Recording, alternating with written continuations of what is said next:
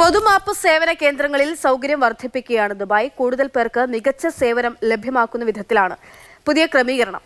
അൽ Aweer സേവന കേന്ദ്രത്തിൽ പൊതുമാപ്പ് പ്രയോജനപ്പെടുത്താൻ എത്തുന്നവരുടെ എണ്ണത്തിലും വർധനയുണ്ട്. പൊതുമാപ്പ് നിലവിൽ വന്ന് ഒരു മാസം തികയുമ്പോൾ സംവിധാനങ്ങളിലും സൗകര്യങ്ങളിലും ഒക്കെ വലിയ മാറ്റം ദുബായ് വരുത്തിയിട്ടുണ്ട്. GDRFയുടെ കീഴിൽ ദുബായ് അവീറിലുള്ള സേവന കേന്ദ്രമാണ് ഇത്. ഇവിടെ എത്തുന്ന ആളുകൾക്ക് ഒന്നിനും ഒരു കുറവും വരുത്താത്ത വിധത്തിൽ സൗകര്യങ്ങൾ കൂടുതൽ വിപുലീകരിച്ചിരിക്കുന്നു എന്നുള്ളതാണ്. അത് സേവന കേന്ദ്രങ്ങൾ കൂടിയിട്ടുണ്ട്, കൗണ്ടറുകൾ കൂടിയിട്ടുണ്ട്. ഇത് ആമർ സെന്ററാണ് ഈ കാണുന്നത്. ഇത്രയധികം സൗകര്യങ്ങൾ ഈ ആമർ സെന്ററിൽ മാത്രം ഒരുക്കിയിട്ടുണ്ട്.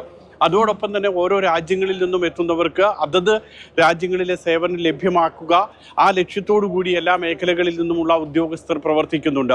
ചൂടുള്ള സമയം, വെയിലുള്ള സമയമാണ്. അതുകൊണ്ട് തന്നെ തണുപ്പിൽ നിന്നുകൊണ്ട് വരി നിൽക്കാനുള്ള സൗകര്യമുണ്ട്. മറ്റ് സൗകര്യങ്ങൾ ഒരുക്കിയിട്ടുള്ളത് ഇനി ഐസ്ക്രീം കഴിക്കാൻ ക്ഷീണം തോന്നുന്നുണ്ടെങ്കിൽ ഐസ്ക്രീം കഴിക്കാം, വെള്ളം കുടിക്കാം, അല്ലെങ്കിൽ ചായയോ ബിസ്ക്കറ്റോ അതിനുള്ള സൗകര്യം ഇതെല്ലാം സൗജന്യമായി ഒരുക്കിയിരിക്കുന്നു എന്നുള്ളതാണ്. ലക്ഷക്കണക്കിന് ദിർഹമാണ് ഒരു രാജ്യം പൊതുജനങ്ങളെ ഇങ്ങനെ സേവിക്കാൻ വേണ്ടി ചെലവിടുന്നത്.